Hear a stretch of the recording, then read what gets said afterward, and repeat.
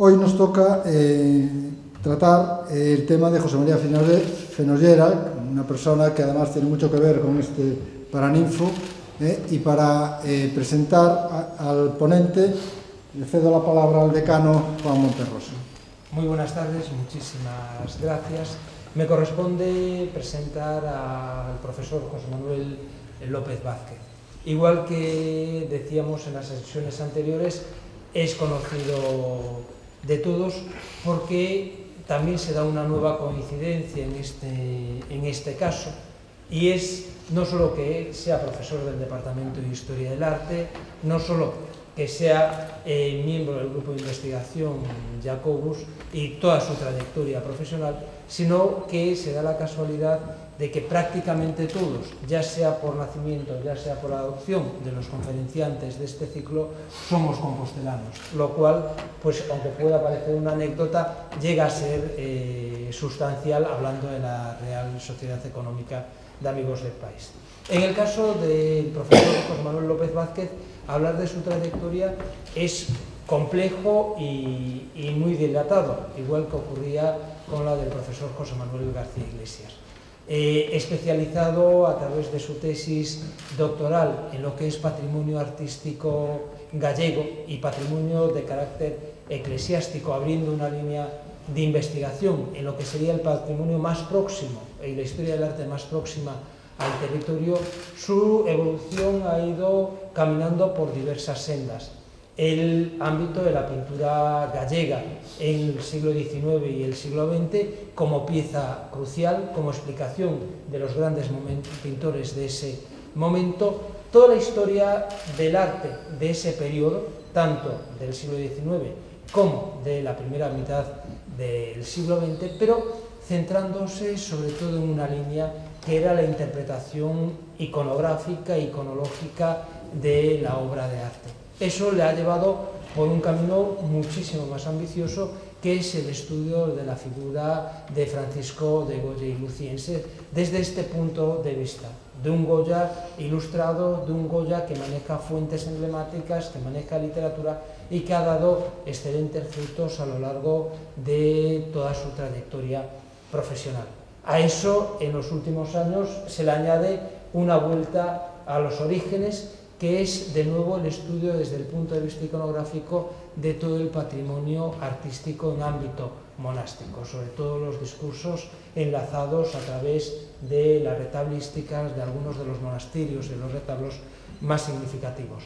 Igual que ocurría en el caso de José Manuel García Iglesias, enumerar la dirección de tesis, de tesinas, que lo avalan sería inmenso. Todos somos discípulos suyos también, por lo tanto, entramos dentro de esos profesores que ya han creado escuela, que han creado, digamos, una cátedra y un estilo dentro de la Universidad de Santiago. Su aproximación a José María Fenollera nos va a llevar justamente a esos dos mundos, al análisis iconográfico y algo que él tiene también muy claro. Detrás de un análisis iconográfico y un análisis iconológico, o al lado de esos análisis, siempre tiene que haber un apurado análisis formal. Forma y significado, al final, siguiendo una máxima aristotélica y enlazando con lo que decíamos la semana pasada, forma y significado tienen que ir unidas para dotar de sentido a una obra de arte. Espero que con esta visión sobre José María de Fenollera recuperemos dos cosas: esa forma y ese significado, y sobre todo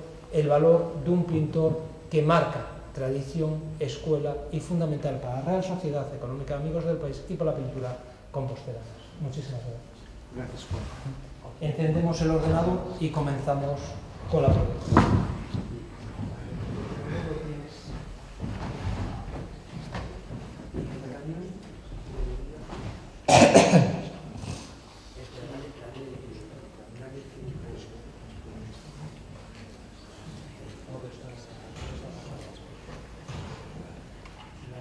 Bueno, ahora ya saben ustedes por qué Juan es nuestro decano, ¿no? Porque aparte de tener una extraordinaria facilidad para la palabra, siempre nos deja quedar bien a todo el mundo.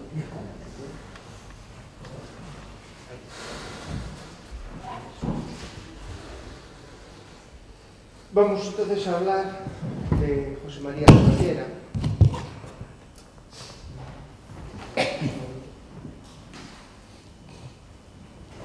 es que hemos estado hablando del Madrid mientras esperábamos, diciendo que no iba a haber gente y no hemos tenido la prudencia de haber encendido antes el aparato de integrar. Un pintor que, como decía su miembro, es gallego por amor. Y por amor se enraizó en esta tierra. Él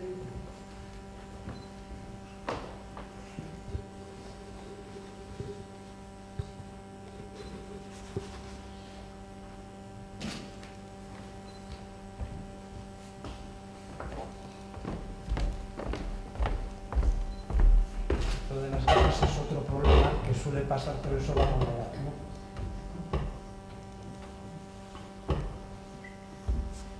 La alternativa es peor.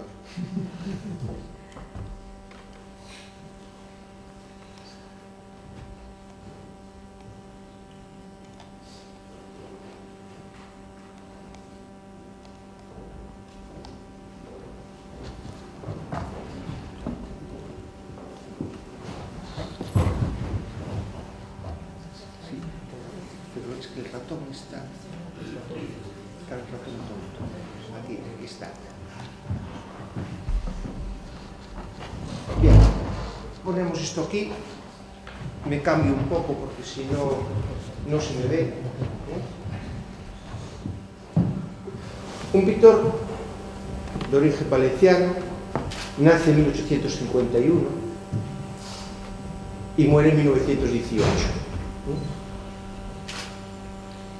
Es un pintor, para que se den cuenta, de la misma generación que Emilio Sala, el gran retratista español del momento, del cual era amigo, y de Joaquín Sorolla, por decir el otro valenciano en el mismo momento. Un pintor que llega a Santiago, si no me falla la memoria, en 1786. Viene porque aquí estaba la familia Pesuella, con la cual él tiene relación ya en Madrid y antes en Valencia, posiblemente, y invitados por ellos, viene a pasar una temporada en Santiago, quizá al mismo tiempo que pintaba los retratos.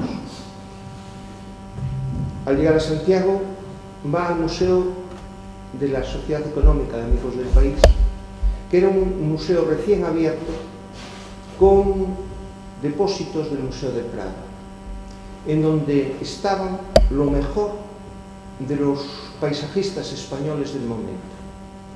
Muchos de esos paisajes durante mucho tiempo han estado adornando nuestra facultad. Y muchos de esos paisajes, por otra parte, han sido la escuela en la que se han formado nuestros pintores. Uno de los discípulos de Fenollera en Santiago será precisamente Ovidio Murguía, el hijo de Rosalía. Y el hijo de Rosalía bebe directamente como punto de partida, aparte de sus maestros, en esos paisajes. Como lo mismo hace otro de los grandes del momento de la generación de Oriente, como es Genaro Carrero, que también es discípulo de Fenollera. Y es que Fenollera, desde la Sociedad Económica de Amigos del País y desde la Escuela de Artes y Oficios, crea en Santiago toda una escuela, todo un magisterio que se irá transformando con el paso de los años. Esto es a grandes rasgos su punto de partida. Pero vamos a ver cuál es su obra. Fenollera es el típico pintor de finales del siglo XIX en cuanto a formación y en cuanto a desarrollo. La formación tiene la mejor formación académica que se podía tener en la España de finales del XIX. Él estudia en la Academia de San Carlos de Valencia, que con la de San Jorge de Barcelona y la de San Fernando de Madrid son las tres academias españolas. En los estudios académicos, una vez que se finalizaban, tenía que culminarse con una estancia en Roma. Fenollera consigue ganar el premio de Roma que convoca a la Diputación. Esa beca no se otorga directamente, se hace a través de un concurso. Y Fenollera concurre a ese concurso con este cuadro que tienen proyectada. El cardenal de Utrecht recibiendo a los jefes de las germanías en el Palacio de los Villagarut. Estamos ante el típico cuadro de historia. Piensen ustedes que las academias intentaban establecer una jerarquía de los géneros, de los cuales el género por excelencia, el superior, el que daba lugar en lo que la retórica llamaba el estilo sublime, era el cuadro de historia, que no solo era historia de acontecimientos, sino que las obras literarias o incluso la historia sagrada se consideraban cuadros de historia. Como estamos en estos años finales, desde mediados del 19, y estamos en el momento de la construcción, por una parte, del nacionalismo español, pero por otra parte, de los nacionalismos de la periferia, la Diputación de Valencia elige un tema de hondo calado nacionalista, como este cardenal de Utrecht recibiendo a los que se habían sublevado en las Germanías, en donde podría estar un poco el germen de una Valencia que se estaba reivindicando ante toda España también como una nación. ¿Qué les voy a decir a ustedes que no sepan en estos días en que nos tienen todos mareados con las naciones?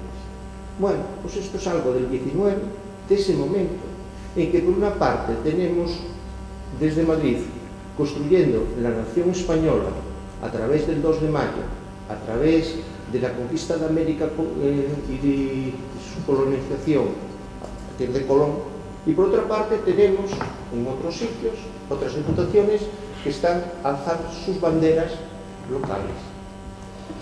El jurado, cuando vio el cuadro, para darle el premio, dice que se lo da por el mágico efecto de la perspectiva, una composición natural, bien dispuesta, y exactitud y propiedad en la caracterización de los personajes, acusándose una manera de pintar valiente a la par que descuidada, que hacía ver, tanto en esta obra como en las demás presentadas por Fenollera, cierto sello de originalidad indisputable.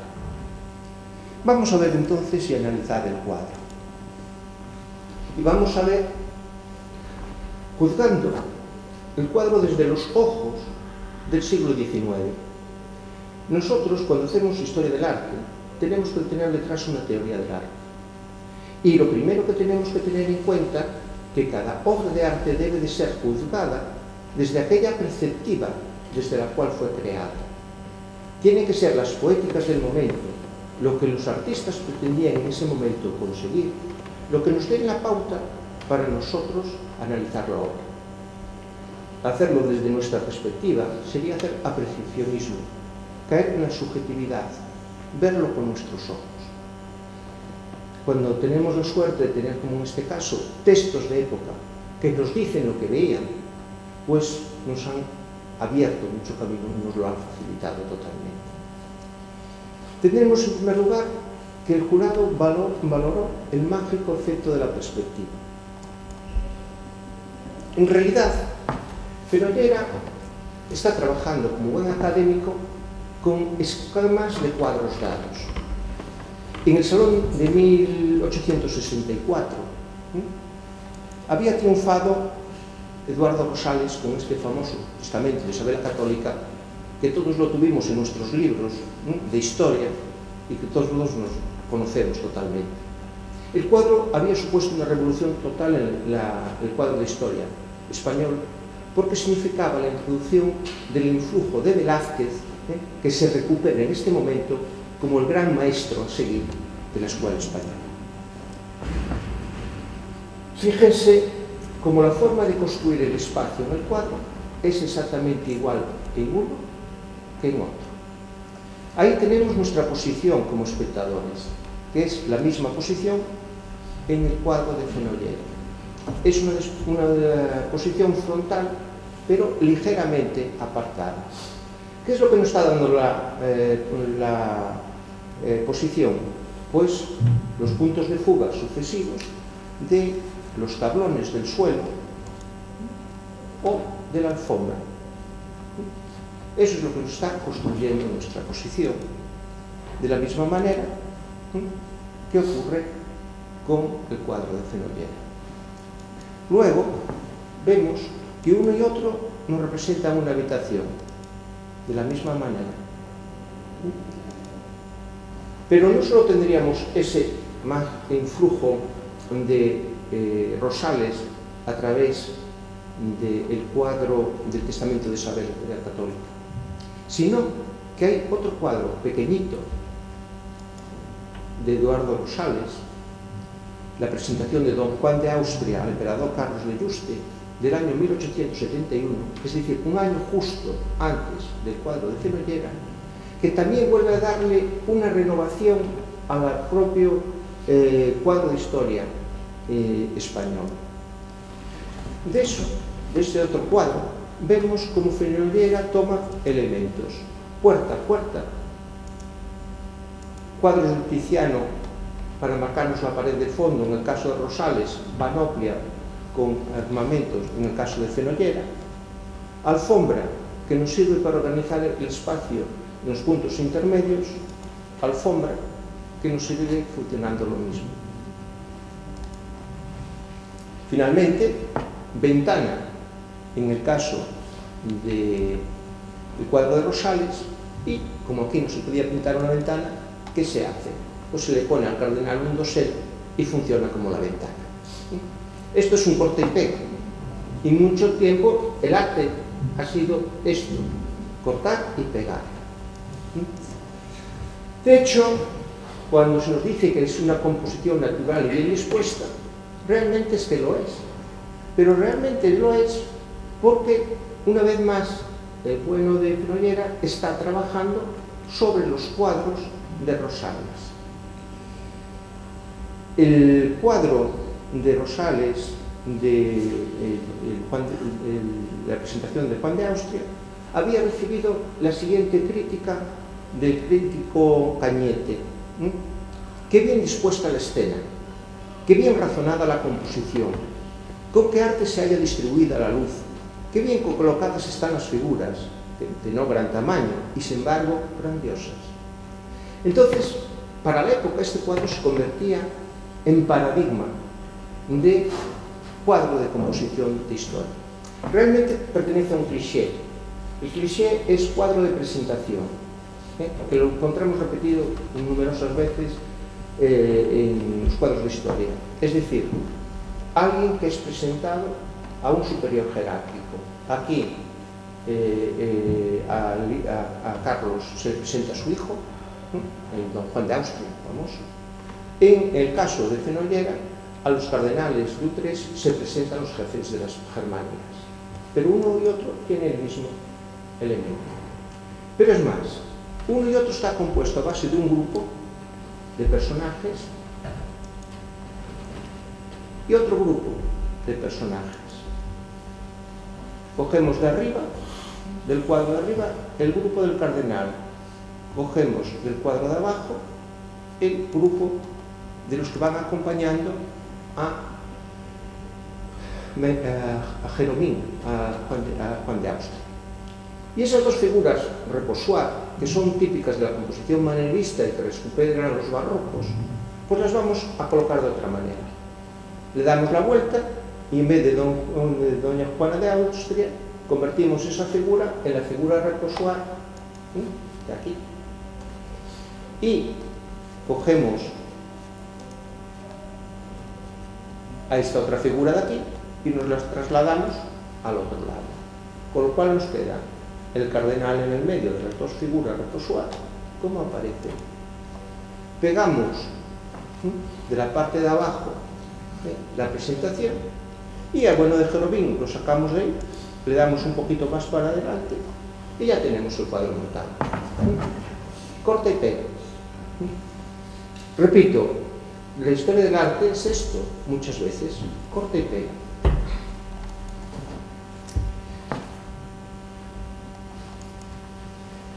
Por otra parte, nos hablaban de la luz. Fíjense que en este caso lo que se hace es echar mano de las meninas. Tenemos un foco de luz, una ventana, segundo foco de luz, la otra ventana. Un foco de luz y otro foco de luz ahí. ¿Qué es lo que hace Fenollera? Fenollera es joven, pero no es tonto. Y sabe que el gran problema que tiene la luz con dos focos de luz es todo el efecto de claro-oscuro que ello genera. Eso para un pintor que está empezando le genera enormes problemas. Solución, la solución tenebrista. Dejamos un foco de luz solo y lo contrastamos con sombra. Pero qué bien que esa solución además nos aporta cosas. ¿Por qué? Porque nos lleva a Valencia, a la escuela valenciana, en donde el tenebrismo con Ribera se habría convertido en el gran sello de la personalidad valenciana. De esta manera, Fenollera, al utilizar un efecto más tenebrista, se estaba enraizando en la propia tradición valenciana del cuadro.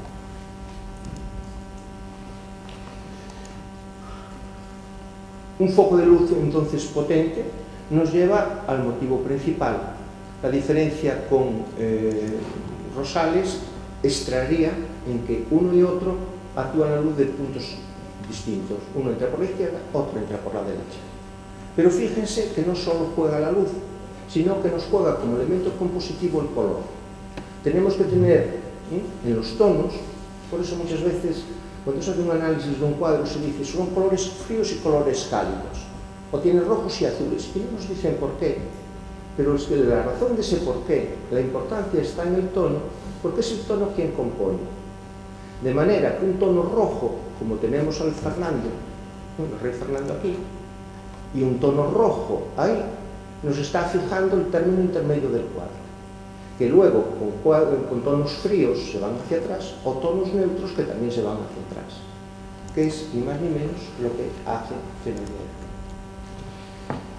Y sigue el jurado diciendo: exactitud y propiedad en la caracterización de los personajes.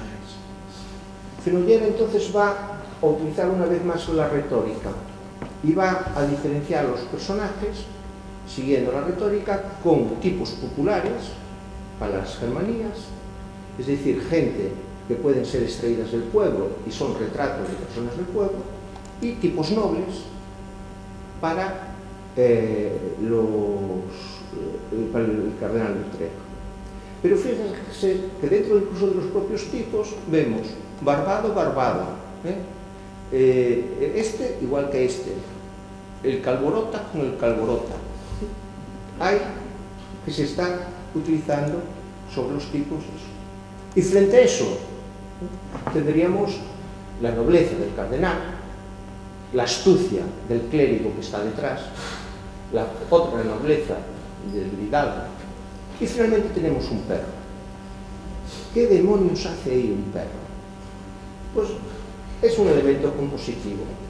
Necesitamos un primer término, porque si dejamos al pobre de Carlos V ahí sin primer término, el cuadro quedaría mal de masas, estaría desequilibrado en masa, y además no nos fijaría tanto ese término intermedio. Por eso hemos puesto un perro. Fenollera no puso un perro, dejó que el perro se marchara a pasear al campo. Después lo recuperaremos. Y finalmente nos decía, acusándose de una manera de pintar valiente a la par que descuidada. Cuando Rosales hace el retrato, el funeral de Isabel el testamento de Isabel la Católica, Cruzada Villamil hace la siguiente crítica. En este primer cuadro que usted presenta, quería hacer un alarde de brochear largo y tendido, como aquel, se está refiriendo a Velázquez.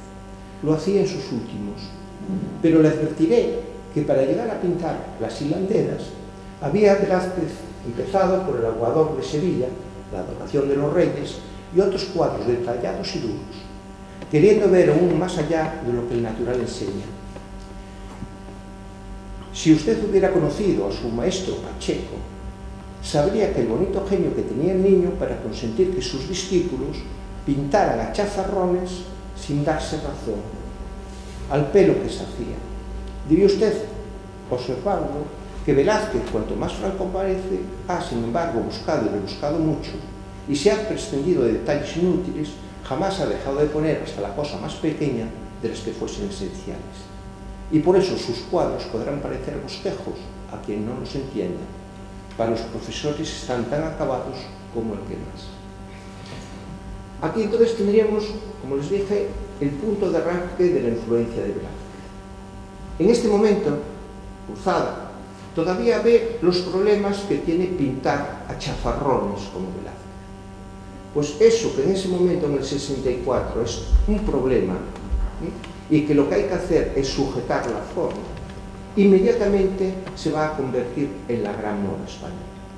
Y todos los pintores van a empezar a pintar a chafarrones, van a pintar con efectos de brocha, y que no solo tengamos el efecto de la brocha, el efecto de la batería, sino la presencia del artista. Eso pasa a exigirse dentro de las obras, y eso responde también la forma de pintar que tiene Fenollera en su cuadro.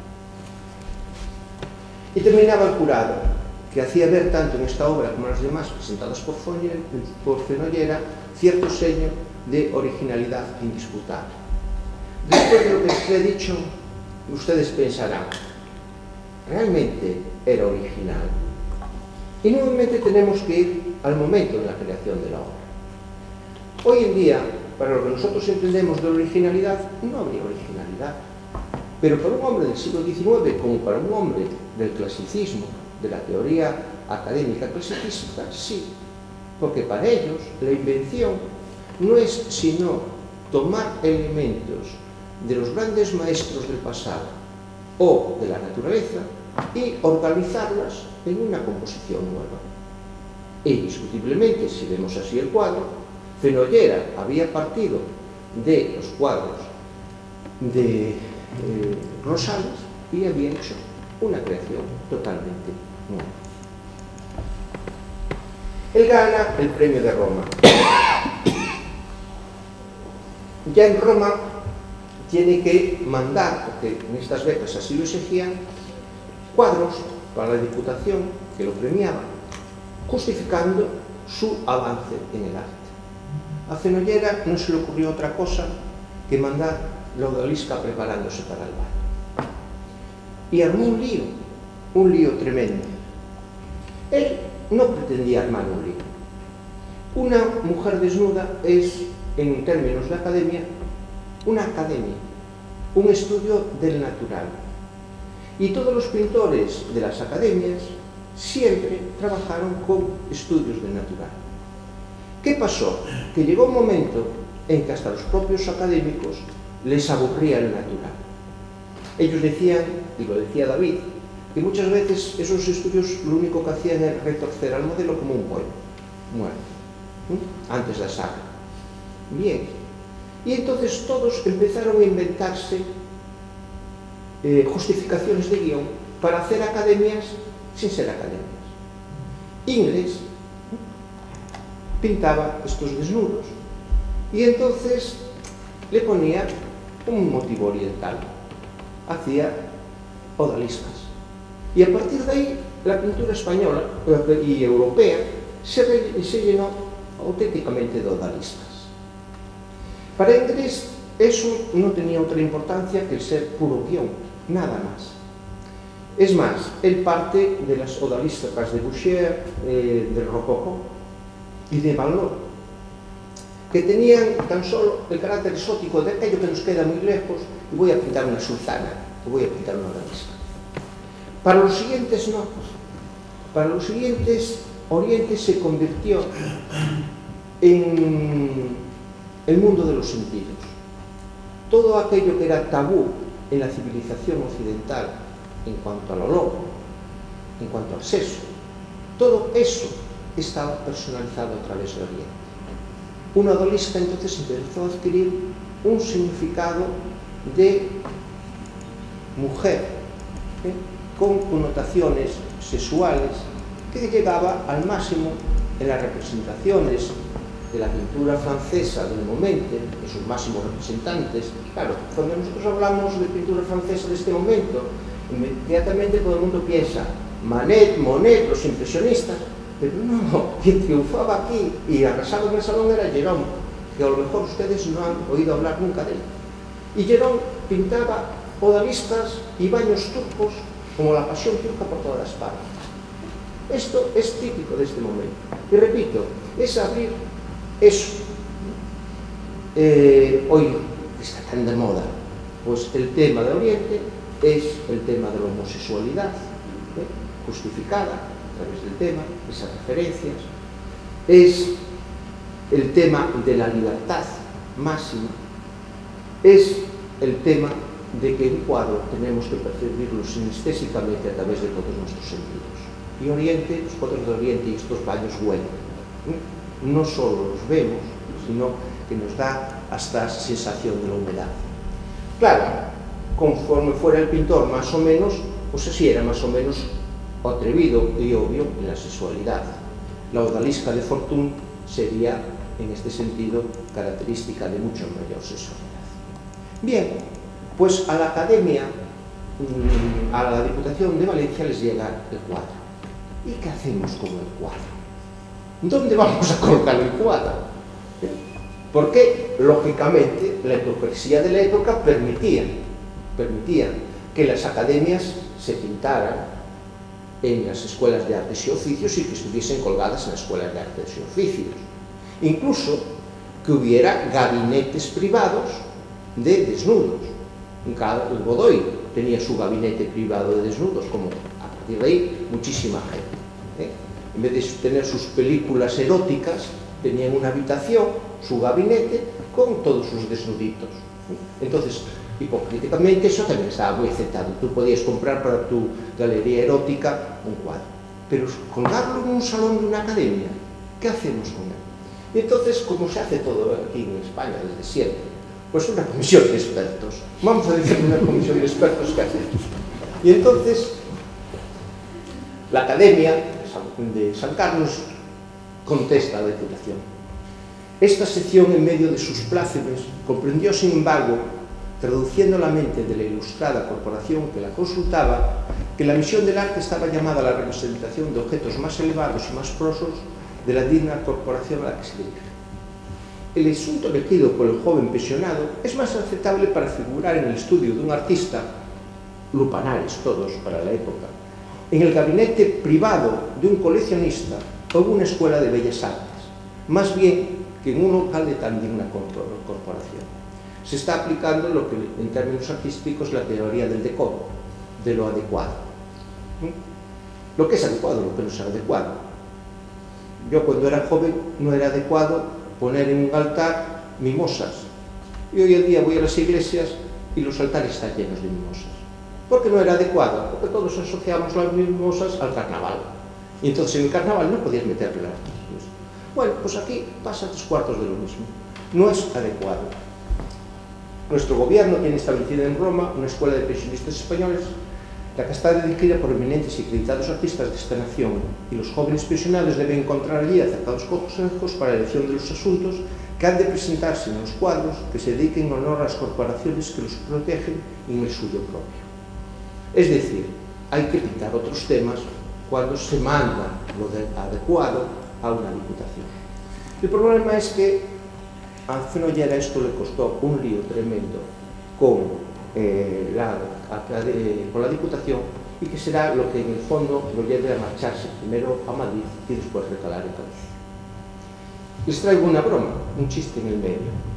Piensen lo que estaría el problema que era en este momento cuando empiezan a ir a las academias mujeres y entonces el desnudo del natural, mientras los hombres dibujaban de natural a hombres o dibujaban de natural a mujeres, no pasaba nada. Pero si el artista es una mujer, ¿qué es lo que hubiera pasado?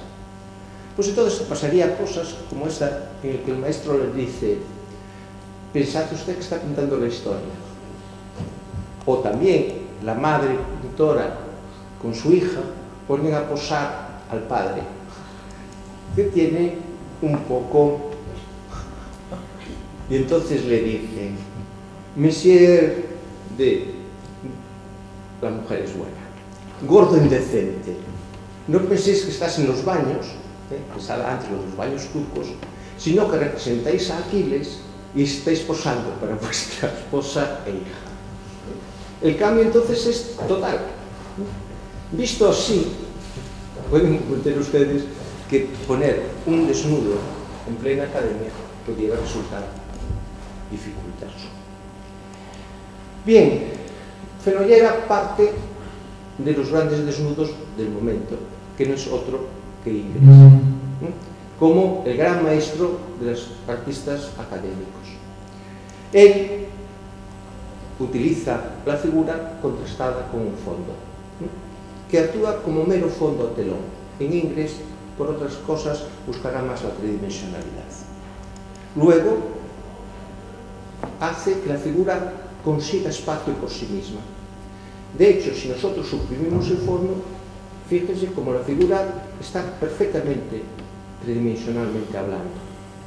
Para conseguirlo, le da una forma de uso, a medida que va aumentando, se va abriendo, y además la mueve en el espacio mediante una serpentinata, lo típico de la composición académica.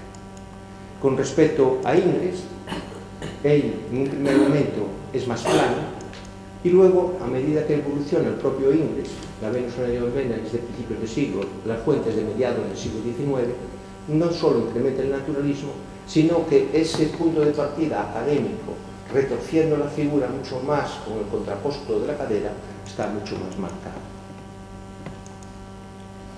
Finalmente, al igual que Ingres, Fenollera se convierte en un maestro del color. Es decir, es capaz con un dibujo de transmitirnos todas las sensaciones táctiles, no solo la mera reproducción de la naturaleza, sino también las calidades de los tejidos. En ese sentido, fíjese la falta de la odalisca, que realmente nos da perfectamente representado las calidades de satén que la compone. Y mientras está ajustando al máximo el dibujo en la zona de la figura, la forma de atrás, para demostrar su arrojo y valentía, pinta a base de brochazos sueltos que le dan al cuadro esa total orientación novedosa. En Galicia va a pintar absolutamente de todo. Uno de sus principales cuadros del momento es esta obra de la Irlandera. Es todavía la representación del costumbrismo decimonónico.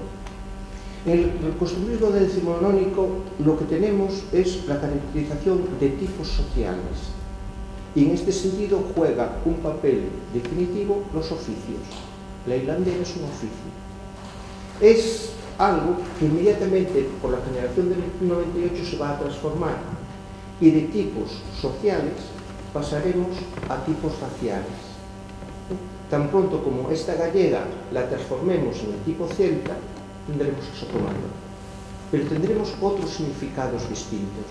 La búsqueda de una identidad nacional española, en el caso de Sotomayor, a través del celtismo gallego.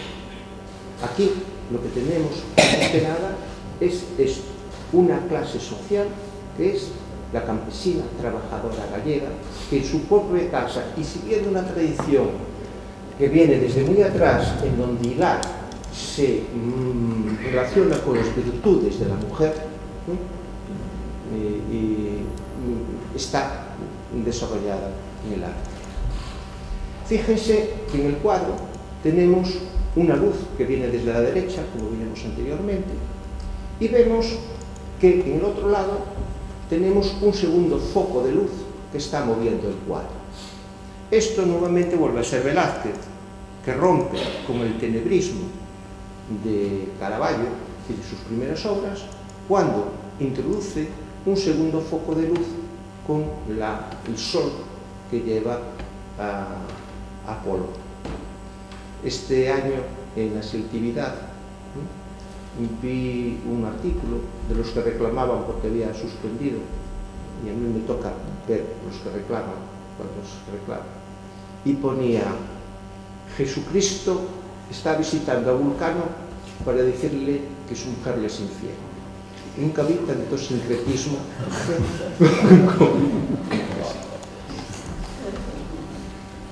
El formato apaisado del cuadro nos lleva a Courbet, al que Fenollera conoce sin duda en París.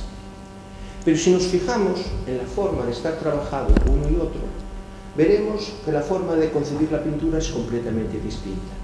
Y en este sentido, nos está respondiendo tamén a dos épocas.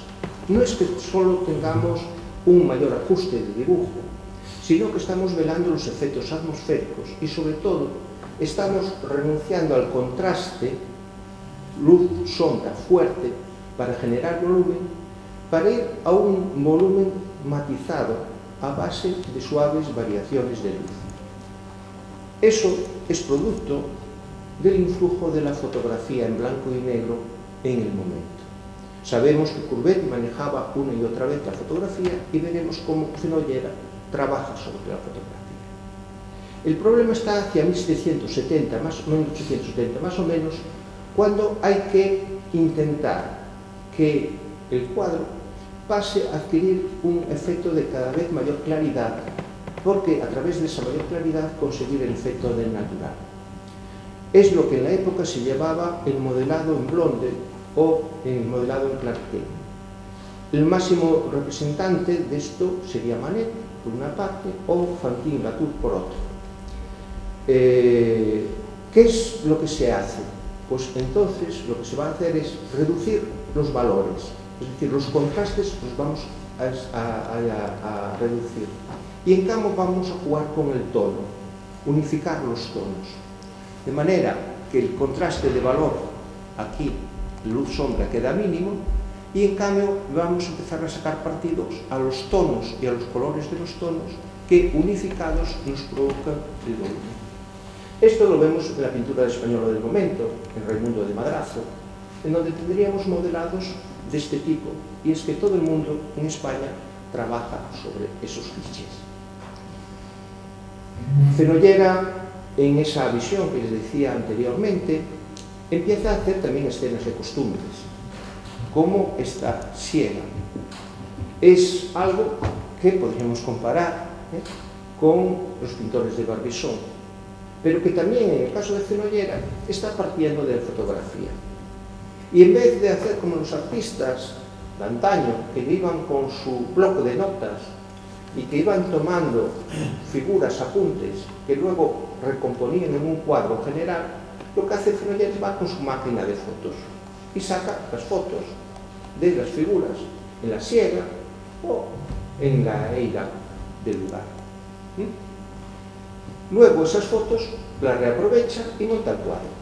Esta figura la toma de aquí, esta figura va aquí, esta figura va aquí. Y monta un cuadro.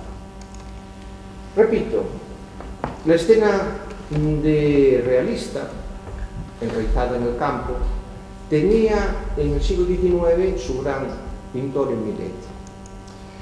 Es además un tema que en estos momentos se carga de unas connotaciones más allá de la mera anécdota pintoresca de unas personas en el campo. En el siglo XIX, a estas alturas, con la segunda revolución industrial en pleno desarrollo, se va a enfrentar de una manera muy clara campo y ciudad. Mientras que la ciudad es el lugar de la corte, de la perversión, en donde el hombre pierde todas sus virtudes, el campo es, por el contrario, aquellos hombres que son íntegros, que siguen conservando todas sus virtudes, que en el caso de Millet está muy clara en el tema de la religiosidad, y que además eso generalmente está conservado a través de la mujer. Hay un contraste mujer-hombre. La mujer es la representación de la cultura en estos momentos, es decir, esos hábitos adquiridos que se transmiten unos a otros, frente al hombre, que es la civilización, los conocimientos puestos en marcha para una vida de acuerdo a los adelantos de la ciencia. Cultura contra civilización. De ahí que a partir de aquí sea la mujer en la que vaya a ocupar el lugar predominante en todos los regionalismos que querrán marcar precisamente lo identitario. Lo tendríamos después en toda la pintura gallega del regionalismo con Sotomayor a la cabeza, en donde el tema de la mujer una y otra vez aparecerá representada hasta el punto de que es la mujer la misma representación de Galicia, la Galicia mala. Hay muchas veces que ya no sabemos, cuando vemos un cuadro de los años 20, del siglo XX, si estamos representando a una madre o estamos representando a Galicia, porque una y otra se han superpuesto. Aquí Fenollera parte de escuela Barbizón, de Barbizón. Millet también era un pintor de Barbizón. Entonces organiza el espacio como una gran llanura.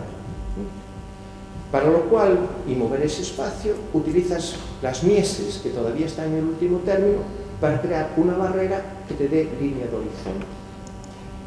Pero Fenollera ha pasado por Roma.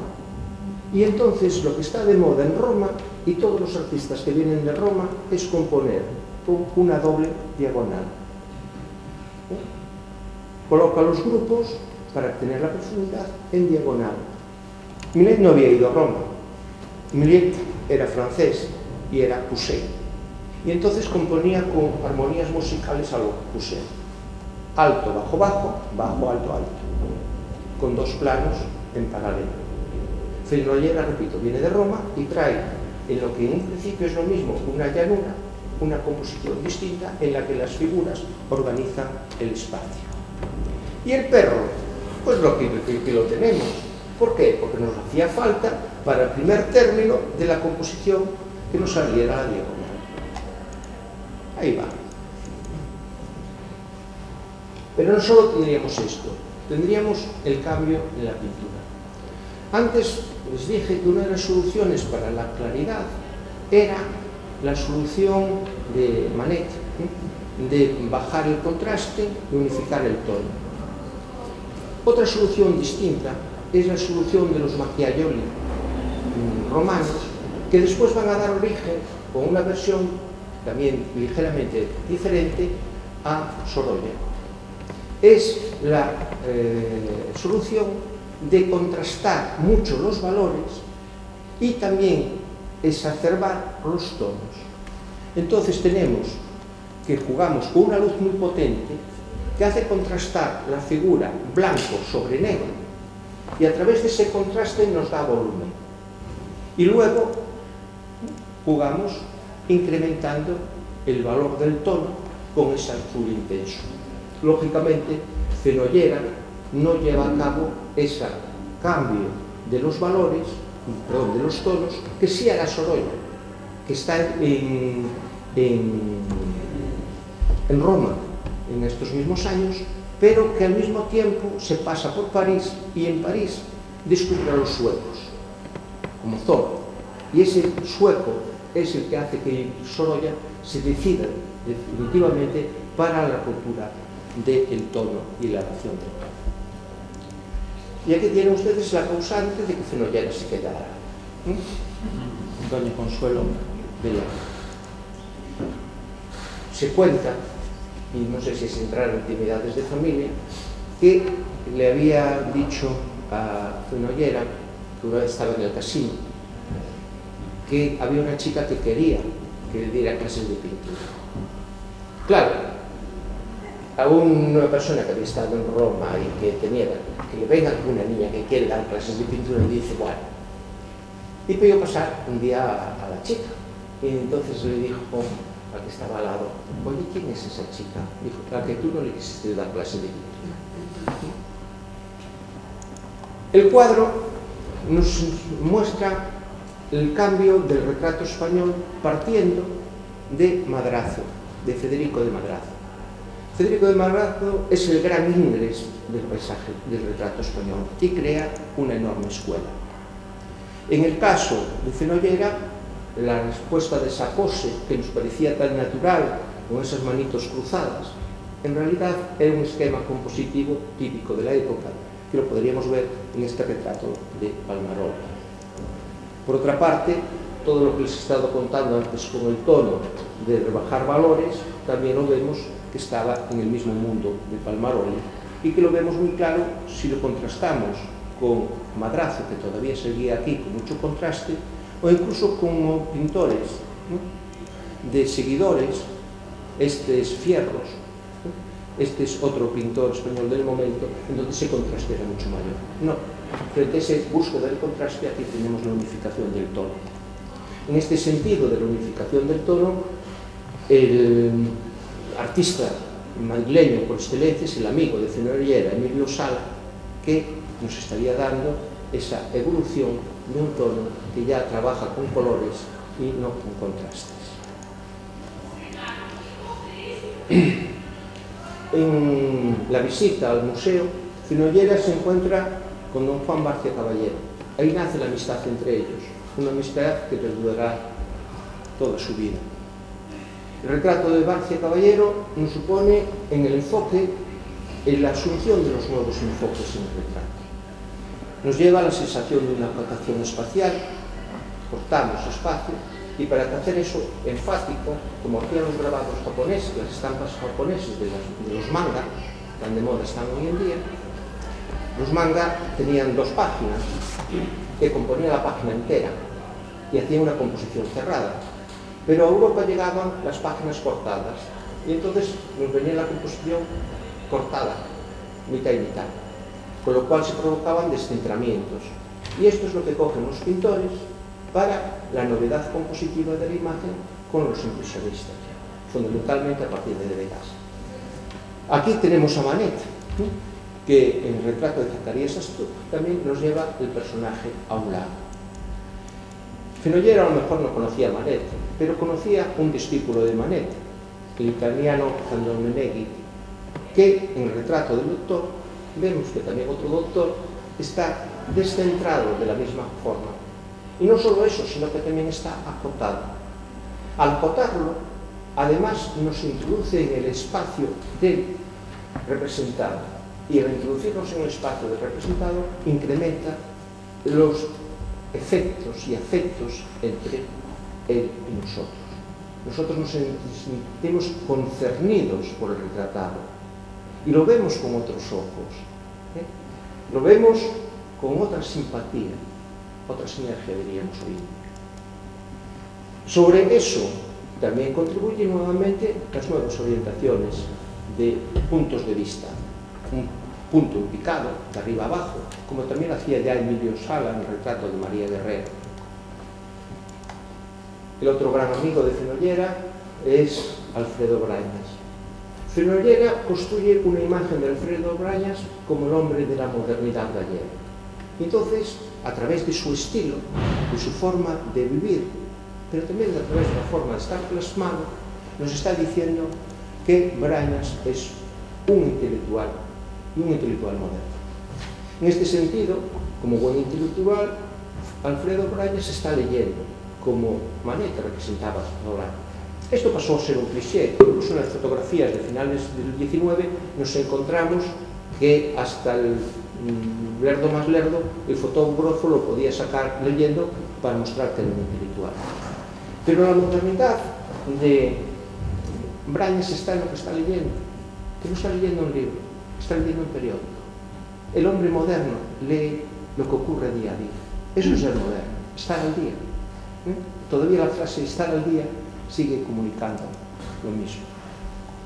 Y ese Alfredo Brañas, además, como Courbet había hecho en el retrato de Baudelaire, está tratado como un todo. Es tan importante el rostro de Brañas como lo podría ser sus pinturas, y todo está con el mismo tratamiento. Como es tan importante para marcar lo que es moderno, esa galería que está detrás y que inunda toda la habitación de luz, que es tan importante ese paisaje que está montado en un caballete, o todo el mobiliario, en los cuales empezamos a encontrar ya, y si no, fíjese en la mecedora, esos ritmos que nos están hablando ya un poco de lo que va a ser la Nouveau. Jugar entonces con ese efecto de modernidad. Y ese efecto de modernidad también vendría a los retratos de artistas. Los italianos del momento, sus amigos pintores, los retratan en posturas similares a los que Fenollera utilizó para Brañas. Finalmente, tendríamos retratos, como este retrato del alcalde. Podría tener el retrato del arquitecto Pereiro, siento no tener el de tu abuelo, traje este, porque me venía mejor para decir para lo que vengo a decir a continuación. Que no es otra cosa que estamos en tipos de retratos que son nuevamente tipologías de finales del 19. Fíjense como la pintura francesa, desde Courbet en adelante, Francis Latour, el retrato de Manet, el propio Manet, en Retrato de Proust, en la Escuela Española, todos trabajan sobre el mismo patrón. La figura en negro se contrasta contra un fondo neutro en el cual juega además un elemento significativo, la luz. En realidad, esa luz que construye y que también está en el último término del cuadro iluminándolo, en realidad están siguiendo a Velázquez. Todos derivan de este retrato de Velázquez, del Bufón Don Pablo de Valladolid, que es visto en Francia. Sobre todo, Manet le va a sacar un partido excepcional. También en torno a él, el fondo. Y eso lo podríamos ver llevados a sus últimas consecuencias en el extraordinario autorretrato, creo que es de 1916, no me acuerdo ahora justo, que nos ha dejado el pintor. Fíjense ahí, como no solo tenemos el modelo, sino que todo lo que yo les he dicho de ese modelado fotográfico, de no contrastar los valores y de unificar los tonos, está plenamente conseguido, con una seguridad y una libertad total en la forma que está pintado, a pasar de lo amarrado que está a través del dibujo todo dicho. Ahí lo tiene. Parece realmente una fotografía en color, de esas fotografías de colores, cuando las fotografías en blanco y negro se le da color. Tiene esa sensación porque ese es el efecto de claridad buscado. Y además esto tenía otra ventaja, que cuando se reproducían en blanco y negro eran maravillosos. Y piense que hoy en día, como los arquitectos venden a través de sus revistas de arquitectura y nos presentan unas casas preciosas desde puntos de vista orientados y buscados perfectamente, para un pintor de finales del 19 y principios del 20 era esencial que su cuadro saliera bien en fotografía, porque era la manera también de vender su propio arte. En cuanto al paisaje, él trabaja en todo. Nos deja obras como estas Robles de Barrio, que nuevamente nos está hablando de la escuela de Barbizon. Ahí, delante del decanato de Geografía e Historia, todavía tenemos este Juan Espina y Capó, uno de esos paisajistas españoles del 19 que está trabajando sobre el mismo esquema barbisoniano que trabaja Finollera, es decir, un camino que se incurva en el primer término. Finollera utiliza dos esquemas de Barbizon. Uno es ese camino en primer término y otro, que ya lo teníamos desde Courbet, camino en el claro de bosque. Fundiendo los dos esquemas, claro de bosque, con el esquema de camino incurvado y sacando partido nuevamente cada vez más a los tonos, aunque sin olvidar el contraste de valores, componen el cuadro. Y terminamos con lo que tienen encima. Y solo lo que tienen encima voy a señalarles una pequeña variación, porque nos dice cosas de lo que ha pasado en el arte en estos años con respecto del boceto y la obra realizada. El cuadro, la composición parte de un principio totalmente histórico. Es el estoicismo moral que había sido rescatado en el estoicismo por el siglo de oro español y que seguía vigente en la sociedad desarrollada, que es la idea de que el arte perfecciona la naturaleza. Al fin y al cabo, cuando, siguiendo a los ansimonistas, las diputaciones pagaban becas para que los artistas se marchasen a formarse, es que estaban formando a líderes de la sociedad. Quien maneja la belleza, y si la igualdad, la belleza es igual a la bondad, está convirtiendo a la gente más buena. Por tanto, la finalidad de todo es la educación. Y desde siempre los estoicos habían representado eso a través del tema de la naturaleza, dándole a la madre naturaleza, dándole a Minerva, a Atenea, a sus hijos para que los educaran. ¿Qué es lo que está allí en el centro? El momento en que la madre naturaleza da a Minerva para que los eduque a los hijos. Claro que estamos en la Minerva gallega y entonces al final no solo se reparten libros y todas estas cosas, sino que termina cayendo lógicamente los bonetes. Bien, esa es la parte central. ¿Cuál es la universidad. ¿En qué se basa? En la clara división de ciencias y letras. Pues ahí tienen las letras a un lado y las ciencias a otro, con los mayores adelantos las ciencias, como es el microscopio. Y ciencias y letras están presididas por la filosofía, ¿no? Para mostrarnos que la filosofía, en realidad, es el germen que está detrás de unas y otras. Y la filosofía está indicando hacia la divinidad, el triángulo, para mostrarnos que no hay ninguna sabiduría que no provenga de Dios. Y finalmente tenemos en el último lado las artes, representado a través de la pintura, de la escultura, de la poesía y de la música. ¿Sí? Las artes es lo que complementa la formación del hombre y lo hacen integral. A mí cuando oigo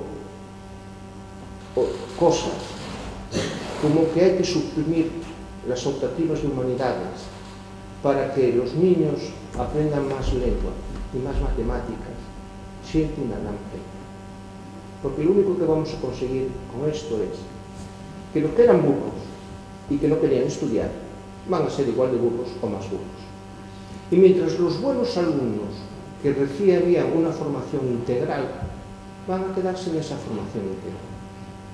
Van a saber mucho en matemáticas y a lo mejor lengua, pero en cambio no tendrán una visión general del mundo.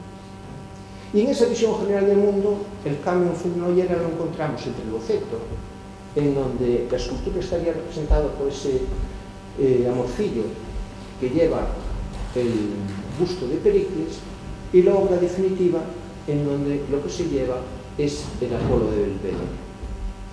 El Apolo de Belvedere es el máximo de belleza, pero al pintar el Apolo de Belvedere y no pintar a Pericles, estamos borrando la otra idea que subyacía tras Pericles, que no era otra que la idea de Taine, la idea del determinismo de Taine, de que el arte es fruto de una determinada raza y de un determinado ambiente. Y en ese ambiente es tan importante el clima como el ambiente social, político de libertad. Si Grecia había triunfado, había sido porque había habido un gobernante como Pericles que había facilitado la libertad suficiente para que eso culminara. Aquí nos hemos quedado al final con la belleza y nos hemos obviado la libertad. Nada más. Muchas gracias.